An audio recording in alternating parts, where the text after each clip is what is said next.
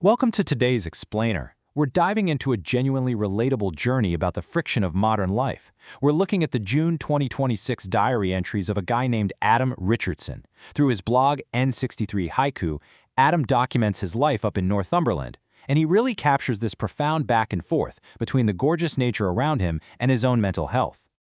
So, at the core of everything we're looking at today is a massive tension. On one hand, you've got artificial urgency. You know the drill. Jarring alarm clocks, those rigid weekend schedules, and the non-stop pinging of digital notifications. But on the other hand, there's natural calm. Think of the soft bird song on a quiet Sunday morning, warm sunlight coming through the blinds, and just the grounding reality of the Northumberland weather. Throughout this explainer, we're going to see exactly how Adam navigates the heavy friction between these two totally opposing forces. Section 1. The artificial urgency, waking up to the rush. Adam actually captures this perfectly in his diary with a haiku. He writes, "Chirping and singing, warming light casts over us. The whistle awaits." It's such a brilliant snapshot of a Sunday morning, isn't it? He wakes up, the room is glowing, birds are singing outside, just a perfectly calm, natural start to the day. But the whistle awaits. The bed is cozy, but the world outside, yeah, it absolutely cannot wait. And man, despite that gorgeous morning light, Adam gets thrown right into the blender. At 6 a.m., a jarring alarm absolutely cuts through his sleep. Then it's the frantic, rushed coordination of getting the whole family washed, dressed, and fed.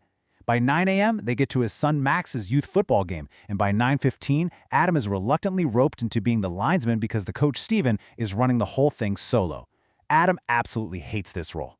He's anxious, he's second-guessing his offside calls, just constantly feeling like he's half a second behind. And to top it off, the game dissolves into a super frustrating 2-1 friendly loss. Naturally, Adam left the pitch feeling pretty deflated. That peaceful, quiet start to the day felt like a million miles away. But he realized something really important here. Sometimes the very beginning of the day is what actually lingers longest. Even when the team falls apart and frustration completely takes over, we can actively choose to hold on to that initial natural calm of the morning rather than carrying the artificial stress with us. Section 2. A disconnected world. The screens between us. So, picture this. Adam is coming off a brutal night shift, feeling a bit grumpy on the morning school run with his son, and he notices something that really hits him. He writes, "Shuffling, heads bowed down, black mirror reflecting back, disconnected world." He's watching groups of friends, parents, kids, all just shuffling along, totally glued to their screens. They're entirely missing the real-world connection right in front of them, completely lost in a curated digital bubble. And the thing is, Adam admits he was doing the exact same thing. He realized he was falling hard into the trap of doom scrolling, just endlessly consuming all that curated, often negative online content.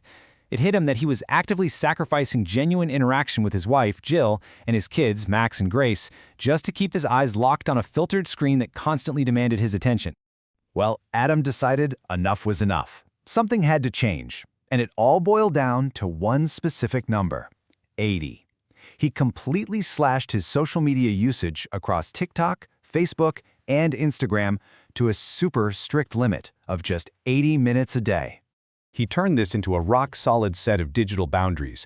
First, he set that 80-minute daily limit. Second, he went in and turned off all app notifications. And third, he only kept alerts active for actual phone calls and text messages.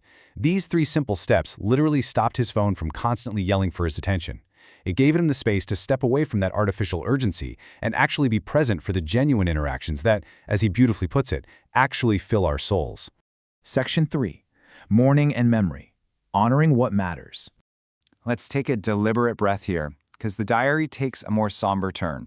Remembering his friend's mother, Maureen, who passed away peacefully, Adam writes, "Morning sky weeping, lilies, daffodils, tears, joy. Rest well, sweet Maureen." Maureen's funeral took place at the Northumberland Woodland Burial and Crematorium, and it really highlights the dual nature of mourning. It was this dull, wet mourning which perfectly matched the heavy grief everybody was feeling. Her casket was covered in lilies and daffodils, her absolute favorites. But you know what? Amidst all that profound sorrow, Adam notes there was laughter too. People shared fond tales and beautiful memories. It's such a powerful reminder that while funerals carry immense, heavy weight, they are also these incredible spaces where shared joy keeps our loved ones alive in our hearts.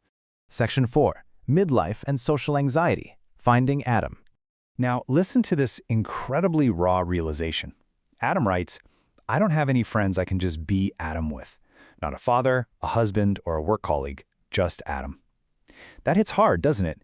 He's confronting that quiet isolation that can creep up on you in midlife, when you let your roles completely consume your identity.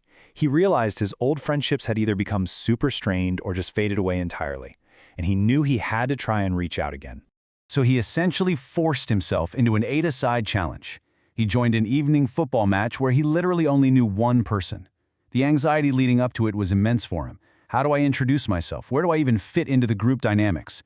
But he pushed through that massive mental hurdle, and thankfully he was met by a really supportive, easygoing group of lads. But, and there's always a but, while he overcame the mental block, it highlighted a brand new low: extreme physical exhaustion. He became painfully aware of his unfit midlife body, and that exhaustion was only compounded by working back-to-back day shifts on completely broken sleep. It really leaves us with a vital question to pause and reflect on. Are you missing the connection right in front of you because you're just running on empty? When you factor in the addictive screen time we talked about earlier, and the real physical burnout of navigating midlife, it's definitely something we all need to seriously think about. Section 5. Restoring Mind and Body. The Deliberate Pause. Mjolnir strikes the skies, flooding streets, halting progress, tiredness, and rest. So, following this unprecedented UK heatwave, a massive thunderstorm actually caused heavy flooding in Adam's hometown. The extreme weather literally halted all progress in the streets, and this dramatic natural event served as a pretty perfect metaphor for Adam's own deep, desperate need to finally just stop. His solution to all this burnout wasn't some grand, magical cure.